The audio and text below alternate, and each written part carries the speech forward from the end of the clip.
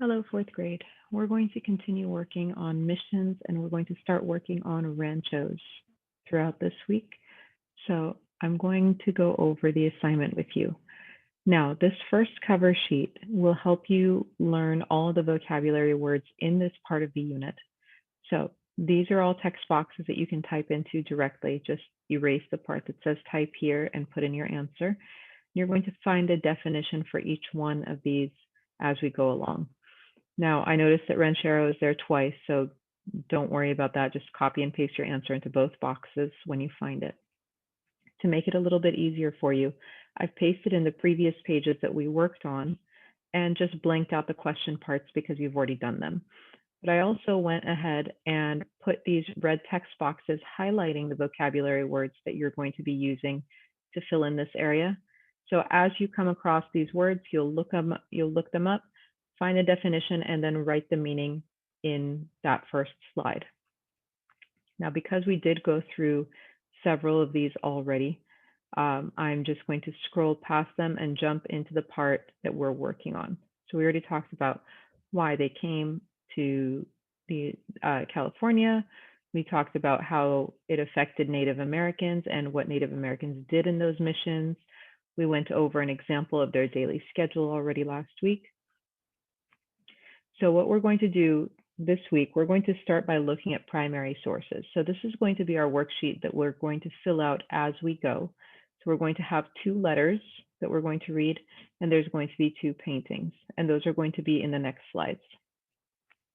So this is the first letter, and we're going to go through that, and this is from Fernando de Rivera, who was a military commander and went along with a group of people to build a mission in San Diego.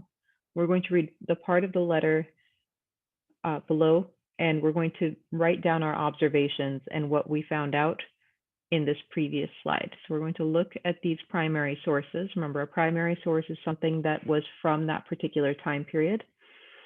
And we're going to write down what we learned from each one of them. On the 14th of this month, I left San Diego. Nothing new to report. All is quiet at that site. 13 prisoners shackled and in 2 stocks. The 13 soldiers from Monterey who were there are accompanying me. Shortly before I leave, I went to the guardhouse. I sent for Lieutenant Dan Jose Francisco de Ortega. As soon as he arrived, I gave the soldiers their orders and informed them that they would be reporting to him. They are to assist in the reconstruction of Mission San Diego and begin working on Mission San Juan Capistrano. At both missions, they are to build their guardhouse. They are to assist the fathers in whatever manner possible. Even though I am not ordering them to prepare the mud and make adobe bricks, there are always many other tasks and ways in which they can offer assistance. And by doing so, they will be serving God and the King. So we're going to take a look at the information that we found out here, find out what it tells us. So we know that he was leaving the mission. He gave his soldiers orders to follow the commands of Lieutenant de Ortega.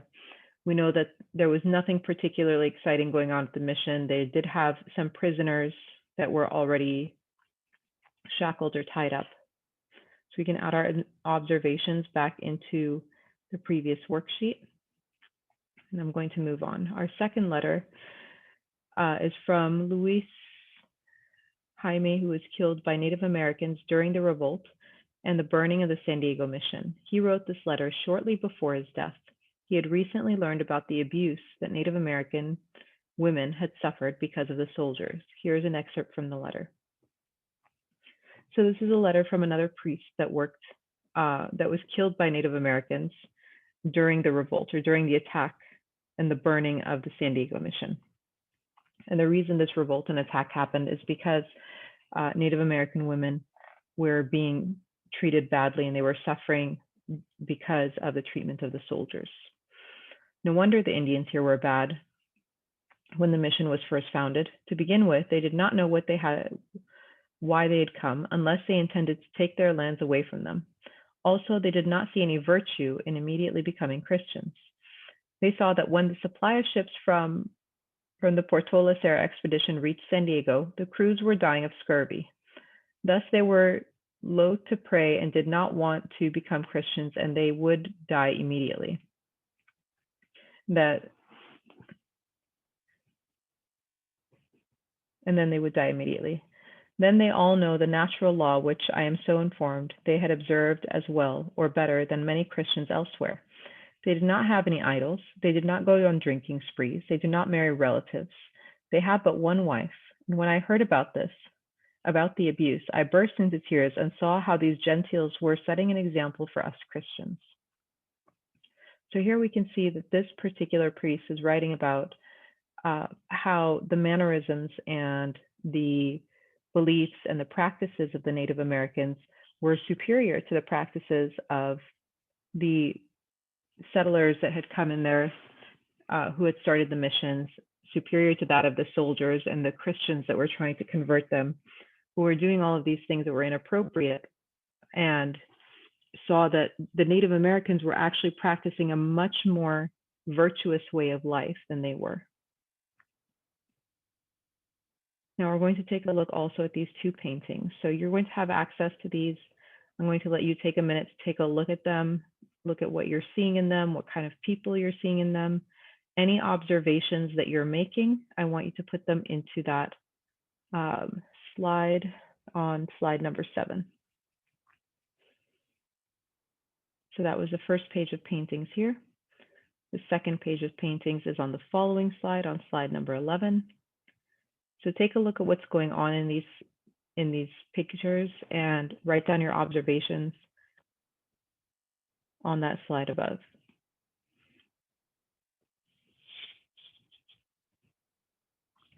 Now, as we move on, we're going to talk about missions. So why were missions bad for Native Americans? This is something that we touched on briefly before. There were 21 missions built from San Diego to Sonoma between 1769 and 1823. As the mission system grew, many Native Americans were forced to move there. The Spanish had taken their land and they had no food. They could eat and be safe at the missions. Some Native Americans who left the missions became fugitives. Sometimes Native Americans were sent after them to persuade them to come back. Other times, a priest would talk to them. In other instances, a soldier would find them and force them to return. The death rate of Native Americans was extremely high during the mission period. Many Native Americans were getting diseases that were brought over by the Spanish, and there was no medicine to cure them. Also, the work at the missions was grueling, and the living conditions were unsanitary. So far we're seeing how this was a really bad experience for Native Americans. So go back and reread the section, review the information that you found out, that when they came over, the Native Americans' land was taken away. They didn't have access to food unless they were in the missions. If they tried to leave, someone was sent after them to bring them back. They got very sick from a lot of the illnesses that were brought over by the Spanish explorers. And that the work was extreme. When we say the work was grueling, that means it was really difficult. It was really hard to do. Their living conditions were unsanitary. That means it wasn't clean. So you're going to fill in these two text boxes here on impact of missions today. What do you notice about the location of each mission? Now these dots over here are the missions. So pay attention to where they're located, what they're located next to. And this is information that was in last week's reading. So if you want to go back and revisit that, you can revisit that as well. And the second question, why do you think that many of the mission locations turned into large cities? So again, we talked about this briefly before. You can revisit the previous readings, or you can use what you remember about the locations to help you answer these questions. Now this next section, it's called Missions to Ranchos. When did the mission period end? Spain started losing interest in California in the 1780s. They hadn't found gold there, and it was very expensive to keep the harbor open. They also needed as much money as they could for the war they were fighting against Mexico. In 1821, Mexico won the war and its independence from Spain. California was now owned by Mexico. The Mexican government was not interested in keeping the missions open. They transferred the missions to the Native Americans who had served in them. This was called secularization. What were ranchos? In 1834, to encourage settlers in California, the government loaned land to Mexican soldiers. These plots of land were called ranchos. Ranchos were places where people could raise livestock. Other Mexicans who belonged to the Catholic Church could apply for a land grant. A land grant was a gift of land from the government to use how they wanted. The Mexican government also gave land grants to people outside of Mexico. John Sutter, a businessman from Switzerland, became a Mexican citizen in 1840 so that he could get a land grant. When he received it, he learned how to farm and he hired immigrants to work for him. Later, gold would be found at Sutter's Mill. So now that we've gone through a lot of the vocabulary, you're going to see a lot of those terms again that were in red. You're going to drag and drop these different yellow vocabulary words over the meaning that matches them. After you've completed that, we're going to jump into what life was like on a rancho. Rancho life. What was life like for people during the rancho period? People who owned ranchos were called rancheros. Rancheros rode horses wherever they went. They were happy people who enjoyed life and nice things. Their families were very important to them. Children were taught at home. Boys learned to ride horses and have good manners. Girls learned to sew and dance. Vaqueros were cowboys who worked on the ranchos. They were skillful horse riders and often did shows to display their talents. Many Native Americans also lived and worked on the ranchos for food, shelter, and clothing. They did most of the work and were treated badly, just like they were at the missions.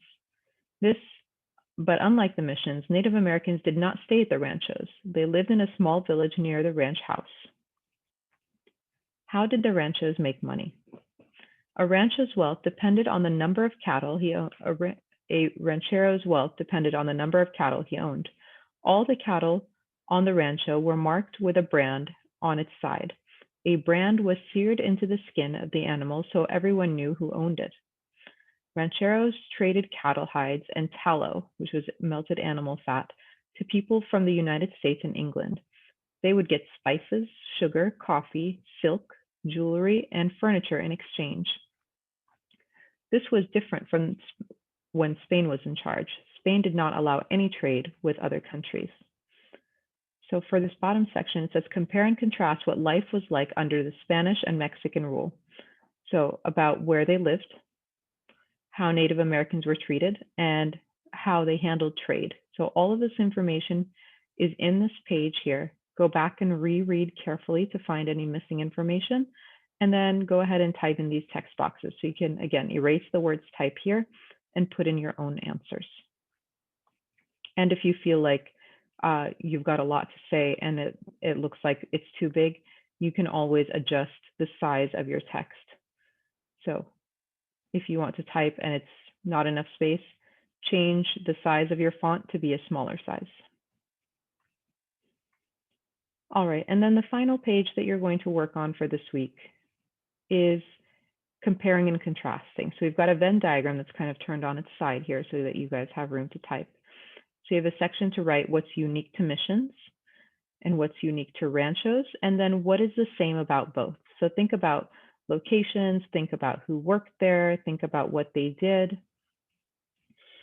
If you have any questions along the way, definitely let me know. I'm happy to help.